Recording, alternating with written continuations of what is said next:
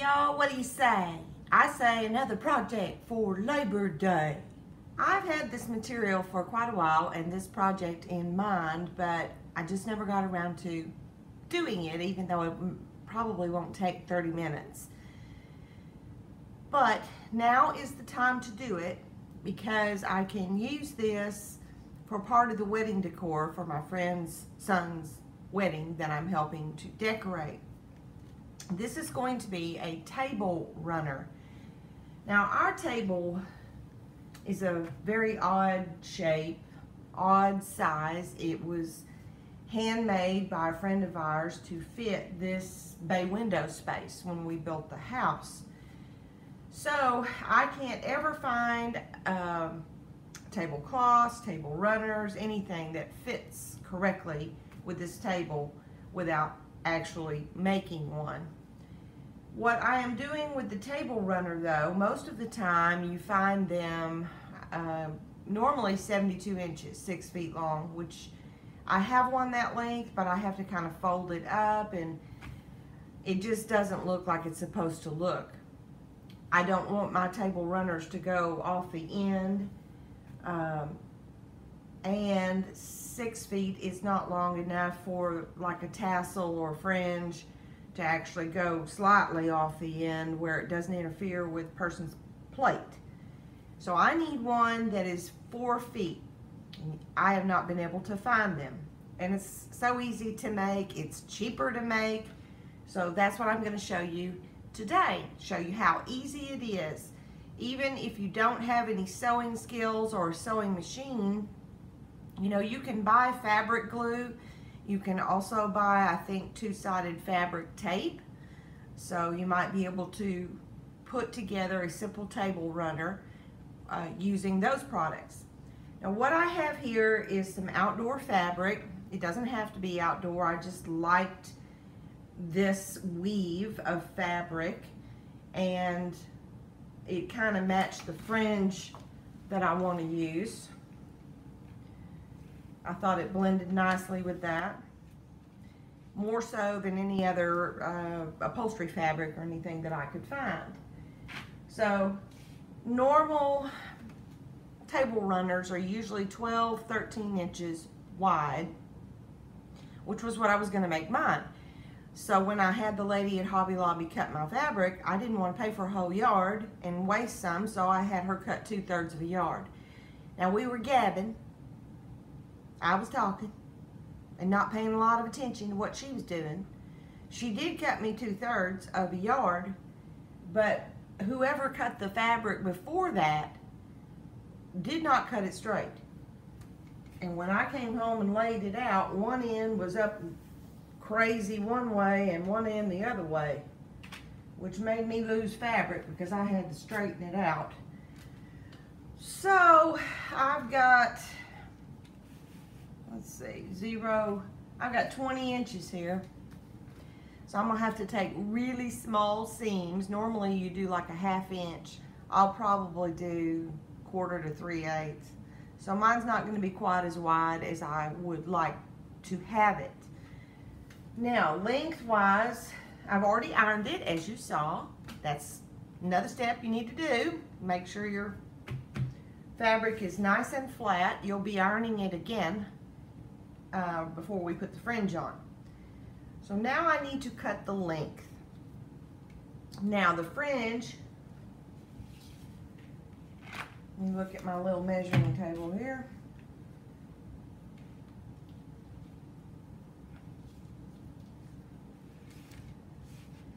The fringe takes up 4 inches. So 4 inches on each end would be 8 inches.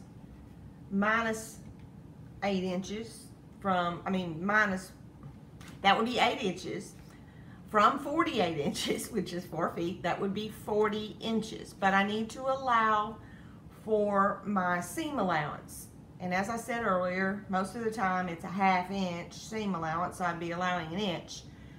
But I'm going to cheat and only do 1/4 to, I probably need to do 3/8.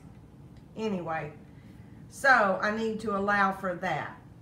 3/8 and 3/8 is 6/8, which is 3/4. So I'm going to cut it 40 and 3/4 inches long. Could just do it 41.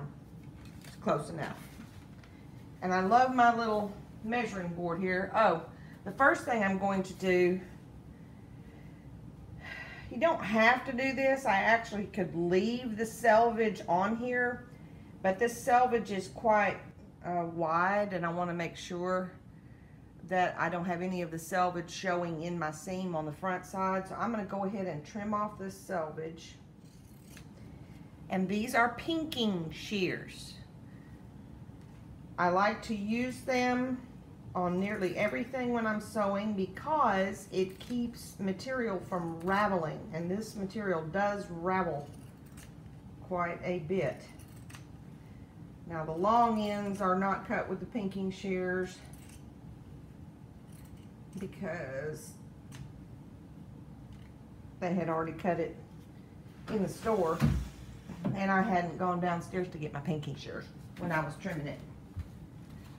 So now I'm going to pull this forward. Make sure I'm all lined up right over here.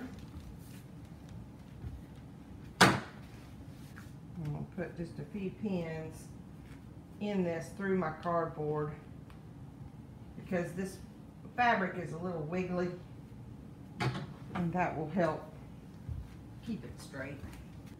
So here's 36, here's 41.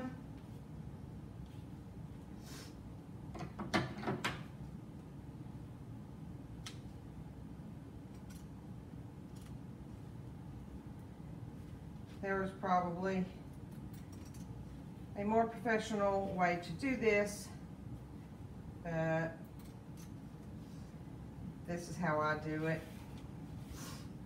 Once I get it my straight cut started, I line up the material like that, fold, and cut. Now you'd have to make sure that this end over here, in order to do it this way, is a straight end, but it's a selvaged end, so it is straight. The next step is to decide which is the right side of the fabric and which is the wrong side of the fabric. On some fabrics, you can tell very easily. On other fabrics, it's a little harder. This is a little bit harder to tell, but I'm pretty sure that this is the right side of the fabric. It's shinier. The stitches show up more defined. This side is pretty as well, but I could use either side really. But I like this side better, so I need to make sure that my right sides are together. Now, I need to cut it in half. I could just fold it, but if I folded it, I wouldn't have a seam, a thicker seam all the way around the entire perimeter. So if I folded it, I'd save a little fabric because I wouldn't have to have a seam on that end where I folded. But like I said, it's going to look more professional if you have your seam all the way around. So I do need to cut it in half. Now to do that easily,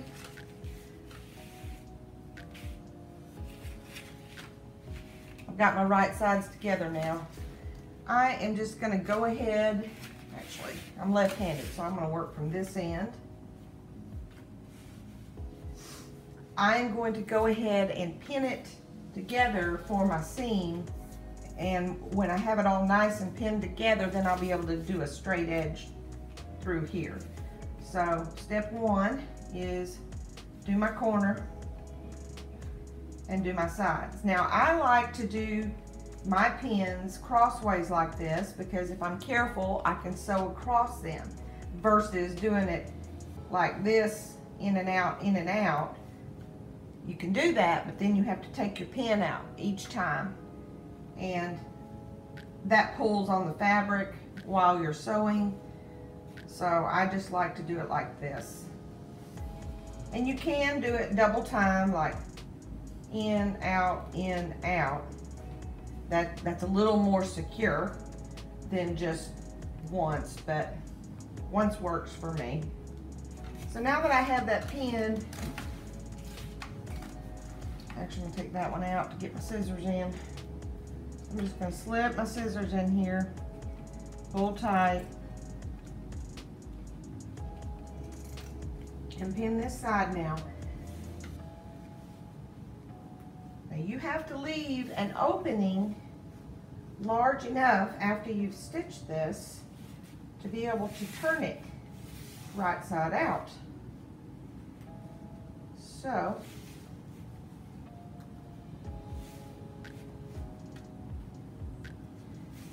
I have a little stretch right here, a little gap, not a stretch. And that's all I'll need to be able to turn something about this length.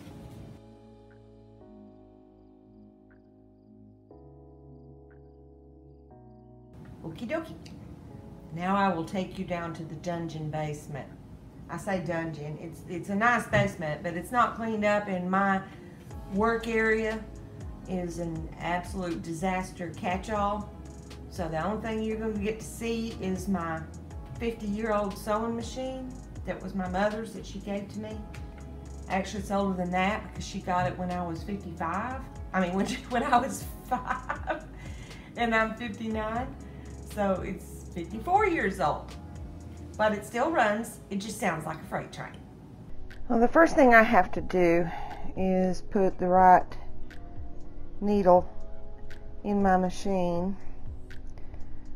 They're color coded. That has blue on it, and a blue is a 14, and that's for kind of medium weight fabrics like linen and poplin. Some of you may know the little trick for threading a needle, but if you will cut the end of your thread at a 45-degree angle instead of straight, and then do the magic 2-finger lick,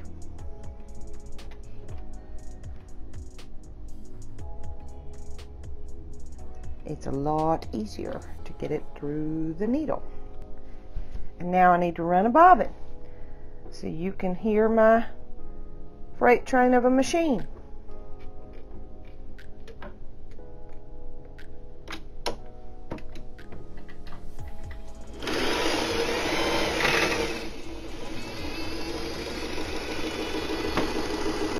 There are lines on the bobbin.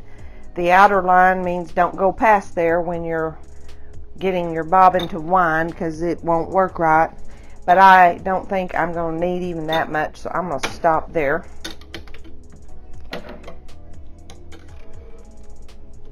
Now we're ready to go. I need to make sure this is all the way at the top, because otherwise my thread could come out of the needle and I'd have to thread it again. Now I'm going to start where my gap is on the sides of my machine. I have 3, 4, 5, and 6, so that's 3/8, 4/8, 5/8, 6/8. So I'm going to do a 3/8 inch seam. Always when you're sewing, you have to lock your stitch, which means to go backwards first and then forwards, and that locks the thread. So the way I do that on my machine is to push that up. I go back about 3, and then we go forward.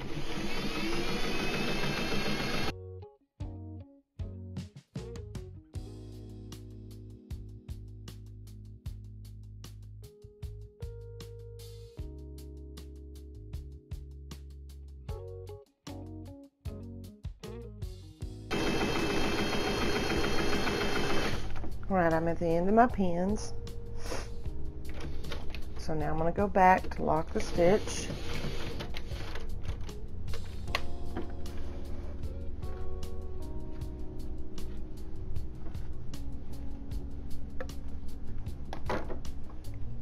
And it's time to turn it. But there's a little trick before I turn it. On these corners, I'm going to take my scissors and cut a diagonal very close to the stitching, but making sure I'm not going through the stitching.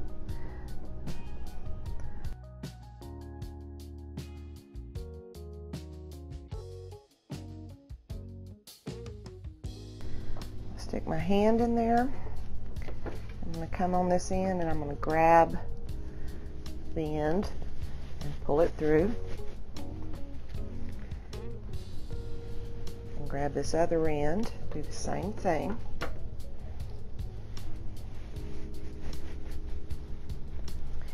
Now I have a special little tool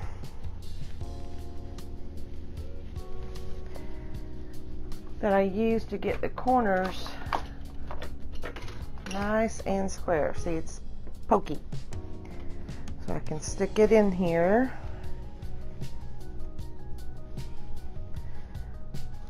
Get past all these frayed ends here. And gently push.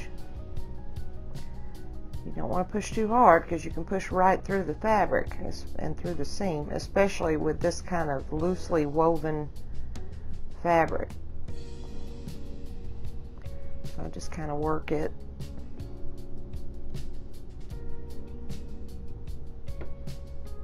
until it's a nice square edge. Sometimes I'll lick my fingers and rub the seams like this so that I can get them all the way out. And now I'm going to pin it to hold it in place. After I get this all straight, I will go upstairs and iron it again, and then I will be back down. I'm back. Okay, the next step is to top stitch and to close up the seam. Right here where I have all these pins pretty close together is where it was open and I need to close it. Top stitching is going to, you top stitch close to the edge. That's going to give it a nice finished look. It also will hide the fact that I've got to stitch this, and it holds down the edges really nicely. A lot of different ways to top stitch. You can do one stitch, you can do two stitches, like you can do one really close to the edge and then another one in, or even three. You know, it just depends on what you want it to look like. You could do a specialty stitch, a zigzag, or if your machine does other kinds of specialty stitches. Mine does, but I don't trust it because it's so old that it can skip stitches a little bit. But I am going to try something here. If it doesn't work, I can rip it out. I have another spool here that is almost identical, if not identical, to the same color. So I'm actually going to thread it through my machine also and see if I can't get my little sweet old machine to stitch using two threads. That'll just give it a oops, I didn't thread that right. That'll give it a little bit more dimension. We'll see. It may or may not do it. Now, the other thing about top stitching, I have to change my stitch over here. I'm not sure you can even see what I'm doing. Don't know if it's in the camera. But I'm making the stitch a little looser, down to about an 8 from a 12. Now, I'm not really going to use any of the guides over here because I want to catch the seam in my top stitching. So I'm kind of just going to use the edge of my presser foot here as a guide. Okay, back first.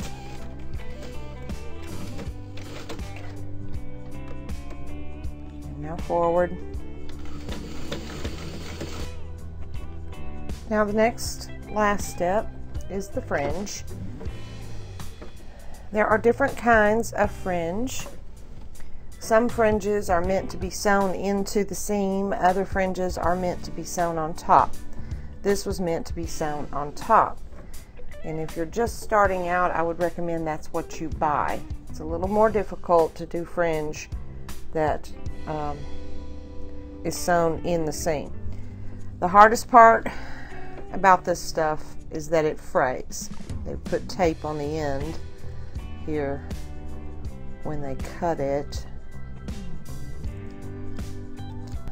And I'm going to fold it over. Tuck these little fraying things in. See how that's fraying? I'm just going to use my pin and tuck it in.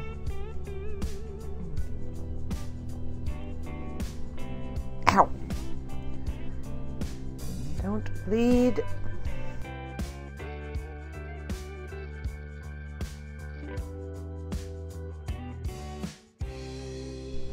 Alright, now I'll do the other side, iron it, and meet you back upstairs. Well, another little project finished. My little 4-foot table runner. I decorated again with some of my stuff just to kind of give a general idea. I have no idea what all we will use. Kind of depends on the width of our table. Still have that one big project that's going to go on this table still that I haven't done yet. But you can kind of get the idea.